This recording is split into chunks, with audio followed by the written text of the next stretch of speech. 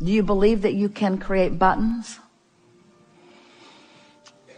Do you believe that you can create castles? Do you believe that you can create buttons? Do you believe that buttons are important to create? Does everything have to be bouncing off the wall enthusiasm? Is there power in satisfaction? Do you like molding the clay of your mind deliberately?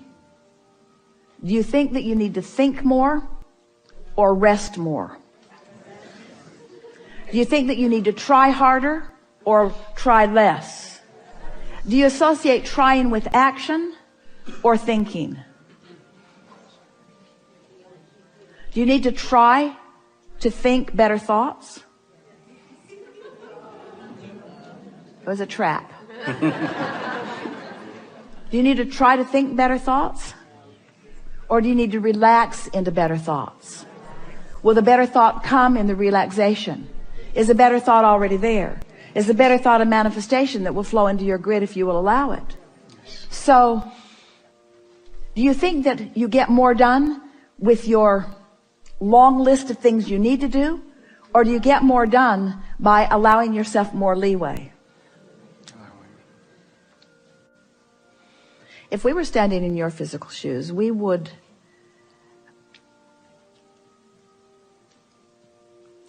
decide to be lazy. We're reaching for the perfect word. We would decide to be lazy for a little while. Because in your giving yourself permission to be lazy, you're giving yourself permission to allow your grid to fill in with everything that you've already chosen and put into your vortex. The word lazy has an unpleasant connotation, doesn't it? Because it's humans measuring themselves against other humans based upon a flawed premise. And the flawed premise is, the more you do, the more you're worth. And that is the most flawed of all flawed premises. I'd like to give you the premise that is at the basis of your universe. The better you feel, the more you allow. You could not be more deserving. You came as deserving beings into this time-space reality with powerful and clear intent. You've been mixing it up with others and defining what's important, not only to you personally, but important to you on behalf of others. You've included in your vortex the well-being of many others. In some cases, mass consciousness. In some cases, a community. In some cases, a family. But you've included in your vortex a desire for the well-being of far more than your personal self. But it is necessary for you to tend to the well-being of your personal self in order to be a productive advocate for the well-being for anyone else. In other words, you cannot give, or you cannot extend, or you cannot punctuate, or you cannot accentuate, you cannot assist anything that you are not already feeling. Which means, if you are wanting in an altruistic way to be of advantage to everyone you know, you first have got to find a way to be of advantage to yourself. Which means you want to carve out more time to be nicer to yourself. More private time. More time under the bridge. More time where others are not telling you what to do. More time when you are satisfying your own personal intention for things. If we were standing in your physical shoes and someone were to ask you to do something, we would stop in the middle of the request and we would evaluate it completely. And we would say to them, I sincerely desire to accomplish this request that you are offering. And it is my expectation that I will be able to do that since I am in this relationship with you and you are requesting it of me, employer or mate or parent or child or whoever it is. It is my expectation that I will be able to accomplish this. I just have to insert one thing in the foreground of this request. I will accomplish it for you as long as I can first accomplish ease for myself in the process. I really want you to ponder that a little bit. Esther, on one of the earlier cruises, made sure that everyone received an easy button from Staples. Everyone got one. And Esther found a box of them in the attic the other day, and she spread them all around her house because she wants to amplify the ease of things, not the hardness.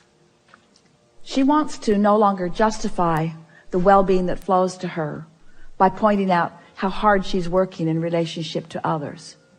She wants to emphasize the well-being that's flowing to her by remembering the vibrational alignment that she is achieving. If we were standing in your physical shoes, we would do these things every day and then anything else that you have time for. We would meditate for 15 minutes every day, which means we would quiet our mind with the simple intention of allowing our cork to float. We would go outside no matter what the weather, and we'd move around in it in appreciation of this planet.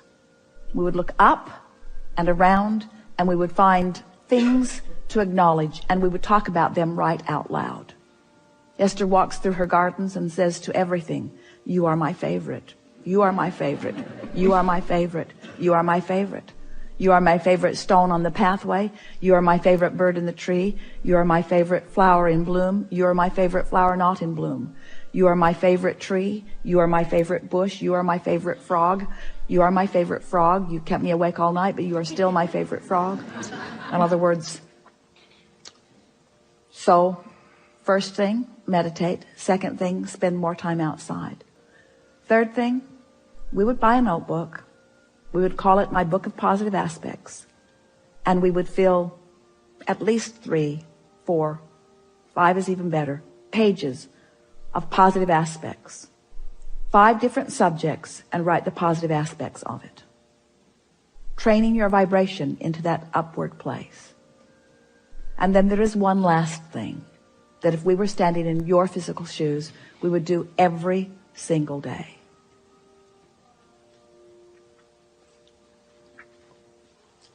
We would look upward and outward. It's best if you do it outside or standing at a window. And we would acknowledge that there are universal forces that are focused right at you. We would acknowledge by calling it by name, if you have a name that you like. And we would say, "I acknowledge that I am the object of your positive attention, and I'm appreciating your continual gaze on behalf of my well-being. And today, no matter where I am, no matter where I am going, no matter what I am doing, and no matter who I am doing it with, I will be in conscious awareness that you too are there with me, appreciating me, supporting me, assisting me, acknowledging me, inspiring me, guiding me, having fun with me, acknowledging me, supporting me, assisting me, inspiring me, helping me, guiding me, aware of me, loving me, showing me, inspiring me, guiding me, helping me, uplifting me, showing me." Get into an endless loop of that acknowledgement and watch what begins to happen in your life as soon as this day. Your vortex is filled to the brim with specific requests that you have put there and that you are deserving of the realization of. And it's time for those realizations to be flooding into your experience at a rate that will astonish those who surround you. It's time for you to remember what you've put there. and to bring it forward active into your today experience. We've been talking to you all day from our appreciation of who you are. But even as we express it from our powerful point of knowing, we know that you don't yet know who you are. You don't, for the most part, understand the important role you play in the expansion of all that is. We stand as the beneficiaries of all of the vortices that you have accomplished, and we revel in them. But it is our powerful desire that you now, here in your physical bodies, allow yourselves to be the recipients of the physical manifestation of those things that you have put there. Because that was the plan. You didn't say, I'll go forth and fill up a vortex full of things that I care about and deny myself of the realization of them. You said, I'll go forth and I'll experience the fullness of that, you see. And so as we visit with you here today, it is our acknowledgement that in these hours that we've been together, because of the willingness of you to listen and play with us, and because of the willingness of those to ask the questions in the way that you have, it's our knowing that your vibration is shifted to a new place. And it is our expectation that your expectation has also shifted to a new place. Your life is forever changed, and we don't say that to everyone. We don't say it every seminar. We don't say it every time, but it is true today. Watch for the evidence of it. There is great love here for you. And as always, we remain